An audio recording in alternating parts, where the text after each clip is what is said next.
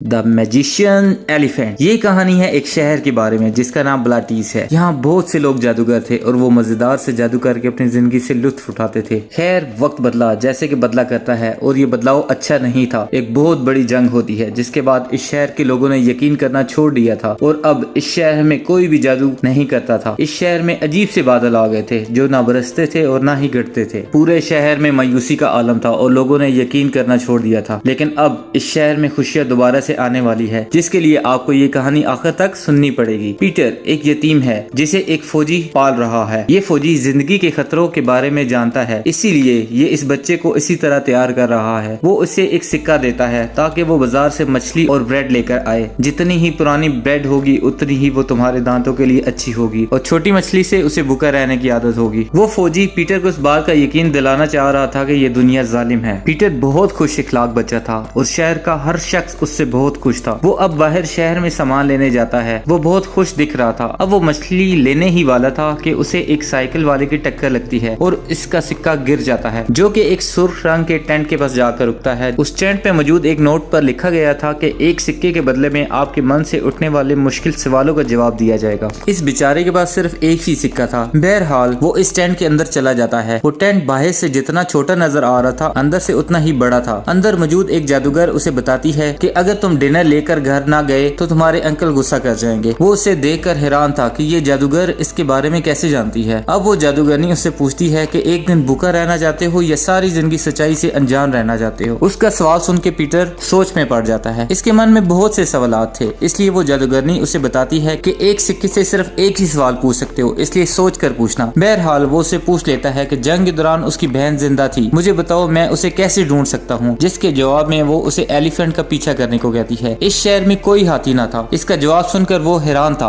आज उस जादूगरनी की वजह से उसे और उस बूढ़े शख्स को भूखा ही सोना पड़ रहा था। अब पीटर घर जाकर अपने गार्डियन को सब कुछ सच सच बता देता है। उसे सुनने के बाद उसके अंकल उसे एक कहानी की किताब के बारे में बताते हैं कि एक फौजी था जिसे इस किताब से बहुत लगाव था। जब मैंने उससे ये किताब ले ली तो वो एक कामयाब फौजी बन गया। वो उसे यकीन दिलाता है कि यहाँ कोई एलिफेंट नहीं है, इसलिए ख्वाबों की दुनिया से बाहर निकलो। वो गार्डियन उसे डिनर के वक्त मार्च कराता है क्योंकि उसने आज खाना जो नहीं लाया था, इसलिए उसकी सजा तो बनती थी। इसके मार्च के दौरान पड़ोसी परेशान थे। इसी दौरान शहर के दूसरी तरफ एक जादूगर का शो चल रहा था जिसका जादू देखकर सब लोग बहुत बोर हो रहे थे। अब वो उस दिन का आखिरी जादू दिखाता है और ऑडियंस से एक औरत को बुलवाकर एक मंत्र पढ़ता है जिससे एक बहुत बड़ा हाथी आकर इस बुढ़िया के ऊपर गिर जाता है और सब लोग डर कर भागना शुरू हो जाते हैं। आज पहली बार इस शहर से वो घने बादल टूटे थे। हल्की सी उम्मीद की किरण जागी थी। पीटर को ख्वाब में एक बच्ची दिखाई देती है कि अचानक से उसकी आंख खुल जाती है। वो मार्केट में उसी जादूगरनी के पास जाता है लेकिन आज वो वहाँ पर मौजूद ना थी। वहाँ पर ऐसा कोई भी टेंट मौजूद ना था। उसे मालूम पड़ता है कि शहर में एक मैजिशियन के पास एक एलिफेंट आया है। इस खबर से वो बहुत खुश था। उसे लग रहा था कि उसकी बहन जिंदा हो सकती है। अब वो खुशी खुशी सबको बताता है कि एलिफेंट आ गई है, एलिफेंट आ गई है। इसका नेबर भी खुश था। वो इसकी मदद करने का उसे यकीन दिलाता है कि वो उस एलिफेंट को ढूंढने में उसका साथ जरूर देगा। पीटर आज अपने गार्डियन को कहकर वहाँ से चला जाता है कि उसकी बहन जिंदा है जैसे कि उस जादूगरनी ने कहा था और मैं उसे ढूंढ लूंगा। मुझे उम्मीद है कि आपने मुझसे कभी कोई झूठ नहीं बोला होगा। इस मैजिशियन को अपने जादू पर बिल्कुल कंट्रोल नहीं था। उस रोज इसके जादू की वजह से उस बुढ़िया की टांग टूट गई थी, इसलिए अब वो उसे जेल में बंद कर देते हैं। वो मैजिशियन खुद भी परेशान था कि उस दिन तो उसने कोई और जादू किया था, तो ये हाथी कहाँ से आ गया। वो कैप्टन जो कि पीटर का पड़ोसी था, वो इस शहर की क्वीन से मिलता है ताकि एलिफेंट को देख सके, लेकिन इस मलका के हुक्म से इस हाथी को कैद करके रखा गया था। वो सब शहर वाले इस हाथी से खौफजदा थे। वो कैप्टन अब इस शहर के किंग को खत लिखता है जो आज तक बोल्टीज नहीं आया था। जब उसे पता चलता है कि एक हाथी छत से टपका और एक बूढ़ी औरत के ऊपर आकर गिरा, वो बहुत एक्साइटेड था और इस हाथी को देखना चाहता था। अब उस शहर के सब लोग अपने किंग के इस्तकबाल के लिए खड़े थे क्योंकि उन्हें मालूम पड़ गया था कि किंग इस हाथी को देखने के लिए आ रहे हैं। जबकि दूसरी तरफ वो कैप्टन अब पीटर को अपने साथ महल के अंदर ले जाता है जहाँ पर पीटर उसे अपनी जिंदगी में पहली बार देखता है कि अचानक से वो हाथी गुस्से में आ जाता है। सबको यही लग रहा था कि वो उन्हें नुकसान पहुंचाएगा, लेकिन पीटर को मालूम पड़ गया था कि उसकी आंखों में कुछ चला गया है जिससे वो परेशान है। अब वो एलिफेंट वहाँ पर मौजूद पानी से शॉवर लेता है और सब पीटर की बहादुरी और समझदारी देखकर खुश हो जाते हैं। पीटर अब इस मलका से ये कहता है कि मुझे इस एलिफेंट को अपने साथ लेकर जाने दे ताकि मैं अपनी बहन को ढूंढ सकूं, लेकिन वो मलका नहीं मानती। वो किंग अब पीटर से एक शर्त लगाता है कि मैं तुम्हें 3 दिन 3 मुश्किल काम करने को कहूंगा। अगर तुमने वो काम कर लिए ये एलिफेंट तुम्हें दे देंगे और अगर वो तुम काम ना कर सके तो ये एलिफेंट वो किंग अपने साथ लेकर चला जाएगा। अब उसका पहला मुश्किल काम ये था कि उसे कल दोपहर 2 बजे इस किंग के सबसे ताकतवर सोल्जर से तलवार के साथ लड़ना होगा, जिसे पीटर खुशी से कबूल कर लेता है। रात के वक्त पीटर उस कैप्टन के घर तैयारी के लिए आता है ताकि वो उस फौजी को कल हरा सके। वो कैप्टन इसे प्रैक्टिस कराता है। इस कैप्टन की कोई औलाद नहीं थी, इसलिए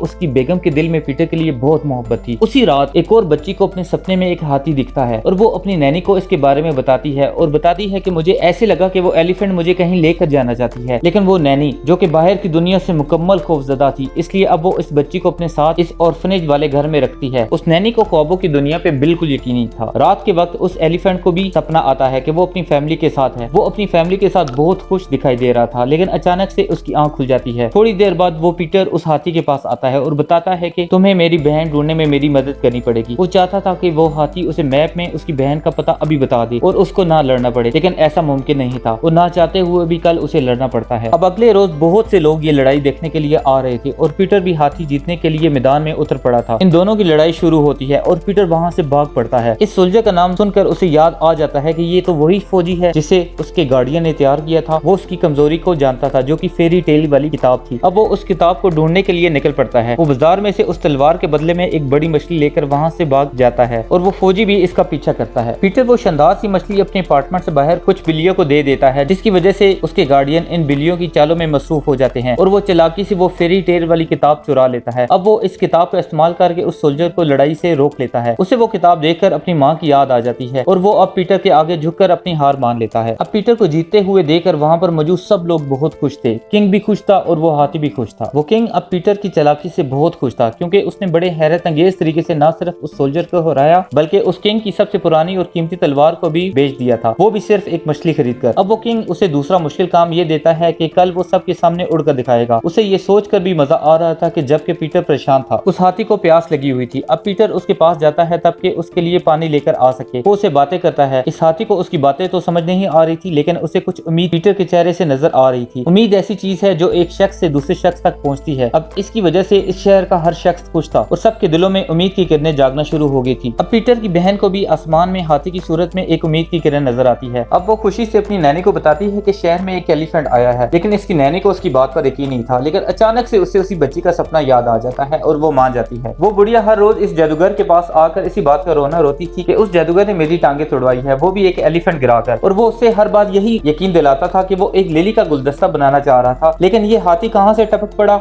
इसका उसे भी मालूम नहीं था। पीटर उड़ने के बारे में मालूमात इकट्ठा कर रहा था, लेकिन उसके गार्डियन उसे ऐसा करने से रोकते हैं कि ये मुमकिन नहीं है। जब वो इसे ये कहता है कि तुम अपनी बहन की तरह मरोगे, तो वो उदास होकर वहाँ से बाहर चला जाता है और अपने पड़ोसी उस कैप्टन से मदद मांगता है। कैप्टन उसे अपने घर ले जाता है और मजेदार सा सूप पिलाता है। वो नैनी इस छोटी बच्ची को शहर में ले आती है और इससे वादा लेती है कि जैसे ही हम एलिफेंट को देख लेंगे हम शहर से वापस चले जाएंगे। पीटर के अंकल बहुत परेशान थे, क्योंकि आज पहली बार वो पूरी रात घर से बाहर रहा था। अब उसे जंग के वो दिन याद आते हैं जब हर तरफ गोलियां चल रही थी। उसे एक घर से एक बच्चे के चलाने की आवाज आती है। वहाँ उसे एक औरत और 2 बच्चे नजर आते हैं। वो पीटर को लेकर अपने साथ ले जाता है। फिर अचानक से एक धमाका होता है और उस घर में मौजूद सब लोग मारे जाते हैं, लेकिन किसी तरह वो नैनी उस बच्चे को बचाकर वहाँ से निकल आती है। अब उस नैनी को ये लग रहा था कि वो बच्चा, पीटर और सोल्जर मारे गए हैं। अब एक ही वक्त में वो गार्डियन और ये नैनी सपना देख रहे थे। अचानक से नैनी की आंख खुल जाती है और वो उस बच्चे को अपने पास पाकर इत्मीनान का सांस लेती है। अगले रोज सब लोग उस बच्चे को उड़ते हुए देखने के लिए बेताब थे। किंग बहुत हंसमुख था। घुड़सवारी में वो मुसलसल हंसता चला आ रहा था, जबकि वो मलका खामोश बैठी थी। उसे पता चलता है कि जब से जंग में इसका भाई मरा है वो तब से मायूस है। सब लोग इस एलिफेंट को देखने के लिए जमा थे, जहाँ पर अब वो क्यूट सी बच्ची भी आ जाती है। सब लोग पीटर को देखकर हैरान थे, जो कि एक बिल्डिंग के टॉप फ्लोर में खड़ा उड़ने के लिए तैयार हो रहा था। वो एक बिल्डिंग के फ्लोर से जंप उठाता है और पैराशूट की मदद से हवा में उड़ना शुरू कर देता है। उसे उड़ता हुआ देखकर सब लोग हैरान हो जाते हैं। अब वो बहुत खुश थे। उसके गार्डियन अपने घर में मौजूद पीटर को उड़ता हुआ देखकर बहुत खुश हो रहे थे। इन्हें भी यकीन आ गया था कि उड़ना मुमकिन है। अब वो सबके दरमियान लैंड करता है और लोग उसका नाम लेकर उसकी तारीफ करते हैं। वो किंग सोच में पड़ जाता है कि पीटर को कौन सा ऐसा मुश्किल काम दिया जाए कि वो ना कर सके, क्योंकि अब वो सिर्फ एक टास्क की दूरी पर था जब वो उस हाथी का मालिक बन जाएगा। किंग काफी टाइम सोचने के बाद उसे कहता है कि तुम्हारा आखिरी और मुश्किल काम ये है कि तुम इस मलका को हंसाओगे। ये काम सुनकर सब लोग वहाँ से चले जाते हैं। उन सबको यकीन था कि ऐसा करना वाकई में नामुमकिन है। वो बच्ची नैनी की नजरों से ओझल होकर अपने ड्रीम एलिफेंट के पास आ जाती है, जहाँ पीटर उस हाथी से बातें कर रहा था कि मलका को हंसाना नामुमकिन सी बात है। और वो बच्ची इससे कहती है हरगिज नामुमकिन नहीं है, तुम उन्हें मजाक सुना देना और मैं तुम्हें वो मजाक लिखकर दूंगी। इतने में वो नैनी भी वहाँ आ जाती है। उससे पूछती है कि क्या हाथी ने तुम्हें कुछ बताया। वो बच्ची जवाब देती है कि नहीं, इसलिए अब वो उसे अपने साथ लेकर चली जाती है। अब पीटर रात के वक्त अपने गार्डियन के पास आ जाता है, जो अब पीटर को रोते हुए बताते हैं कि तुम सही थे, वो जिंदा थी और मैं उसे उस नस के पास छोड़ गया था क्योंकि हमने दोबारा गैरिजन में मिलना था, लेकिन वहाँ एक धमाका हो गया था और मैं समझा मैं तुम दोनों का ख्याल नहीं रख पाऊंगा। हमें जंग में कुछ ऐसे फैसले लेने पड़ते हैं, लेकिन मैं गलत था और ये सच मैंने तुमसे छुपाए रखा क्योंकि मैं तुम्हें और दुख नहीं देना चाहता था। अब पीटर इनसे पूछता है कि क्या आपने मेरी बहन को मरा हुआ देखा था? वो जवाब में कहते हैं नहीं। इसलिए अब पीटर उन्हें कहता है कि फिर तो कुछ भी मुमकिन है और उसके अंकल को उस पर पूरा यकीन था। अब उन्हें भी उम्मीद की किरण नजर आती है। अब रात के वक्त वो रिडल बुक में से चुटकुले याद कर रहा था। वो मैजिशियन बूढ़ी औरत को बताता है कि जब मैंने हॉल में सबको अपना मजाक उड़ाते हुए देखा तो मेरा दिल टूट गया था। वो मानता है कि मुझे जादू नहीं आता, इसे नौटंकी ही समझ लेते, लेकिन ये भी एक जादू है। लेकिन आप लोग ऐसा समझते हैं कि जैसे कोई छोटा सा मजाक हुआ हो। आखिर सबको हुआ क्या है? क्योंकि उस रात मैंने आप और उस सब पर एक ऐसा जादू किया था कि सबका यकीन वापस लौट आए। क्योंकि अगर यकीन हो तो कुछ भी मुमकिन है, लेकिन ऐसा जबरदस्त जादू करके भी मुझे कोई फायदा नहीं हुआ। दूसरी तरफ पीटर अब उस हाथी को यकीन दिलाने की कोशिश कर रहा था कि मुझ पर यकीन रखो, अगर मैं तुम्हारी खातिर एक फौजी को शिकस्त दे सकता हूँ, एक बिल्डिंग से छलांग लगा सकता हूँ, तो मैं ये भी काम कर सकता हूँ। इसे अब नींद आ रही थी और वो उधर ही एलिफेंट के साथ सो जाता है। रात के बाद वो एक ख्वाब देखता है और उस हाथी के साथ मजे करता है। उसे मालूम पड़ता है कि उस हाथी की भी एक फैमिली है। अब पूरी रात गुजर जाती है। वो कैप्टन और उसकी वाइफ इसे नींद से बेदार करते हैं। इसे मालूम पड़ता है कि इस हाथी को इसकी फैमिली के पास जाना है। अब सब लोग पीटर को हैरत से देख रहे थे। पीटर अपना पहला जोक शुरू करता है, लेकिन उसका जोक सुनकर किसी को हंसी नहीं आती। वो शहजादी भी फेक स्माइल देती है, लेकिन किंग उसे तस्लीम नहीं करता। पीटर अब गुस्से से बात करता है कि पिछले 3 दिनों से मैं इसे जीतना चाह रहा था ताकि मैं इसके जरिए अपनी फैमिली को ढूंढ सकूं, लेकिन आज मुझे ख्याल आया है कि इसकी अपनी फैमिली भी होगी, इसलिए हमें इसे वापस घर भेजना होगा। अब किंग इस बात पर रजामंद नहीं था और वो अपने सिपाहियों को भेजता है ताकि वो इस हाथी को पकड़ लें, लेकिन हाथी को एक जोरदार सी चीख आती है और उसका सारा बलगम उस किंग के ऊपर जा गिरता है। इसकी ऐसी हालत देखकर मलका समेत सब लोग कह के लगाकर हंसते हैं। आज मलका पहली बार इतना ज्यादा खिलखिलाकर हंसी थी, इसलिए वो किंग अब ये हाथी उसे गिफ्ट कर देता है। पीटर की जीत से पूरा हाल खुशियां मनाता है। आखिरकार अब सब राजी हो जाते हैं कि इस हाथी को इसके घर भेजा जाए। हर शख्स मुख्तलिफ मशवरे दे रहा था, लेकिन पीटर को ख्याल आता है कि क्यों ना हम उसी जादूगर की मदद लें। इस जादूगर को खुद पर यकीन नहीं था, लेकिन जब वो पीटर और बाकी शहर के लोगों का यकीन देखता है तो वो खुद एतमाद हो जाता है और अब वो सब लोग जादूगर के साथ चल पड़ते हैं। वो छोटी बच्ची भी खिड़की से इस हाथी को जाते हुए देख रही थी। वो अपनी नैनी से जिद करती है और इस बात पर कायल कर लेती है कि वो भी उसके साथ जाएगी। पीटर के गार्डियन भी आज इसका साथ देने के लिए उसके साथ चल पड़ते हैं। अब वो सारे लोग एक खुले मैदान में जमा हो जाते हैं। आज सब लोग पुरुम्मीद थे, सबको यकीन था, इसीलिए अब वो जादूगर जादू करता है और वहाँ से वो हाथी गायब कर देता है। आसमान से आज वो बादल झट जाते हैं और सूरज की किरणें जमीन पर पड़ती है, जिसे देखकर सब खुश हो जाते हैं। वहाँ पर उस गार्डियन और नैनी की मुलाकात होती है। पीटर और उस नन्ही लड़की को भी पता चल जाता है कि वो दोनों बहन भाई हैं। वो बहुत खुश होते हैं, एक दूसरे को गले लगा लेते हैं। इन दोनों के मिलाप से जैसे शहर की खुशियाँ वापस आ गई हो। वो बूढ़ी औरत भी इस जादूगर को माफ कर देती है। शहर में हर जगह खुशियों का समा था। पीटर की फैमिली मुकम्मल हो जाती है और वो हाथी भी अपनी फैमिली के साथ खुशी से जिंदगी गुजारता है, मगर वो पीटर को कभी नहीं भुला पाता।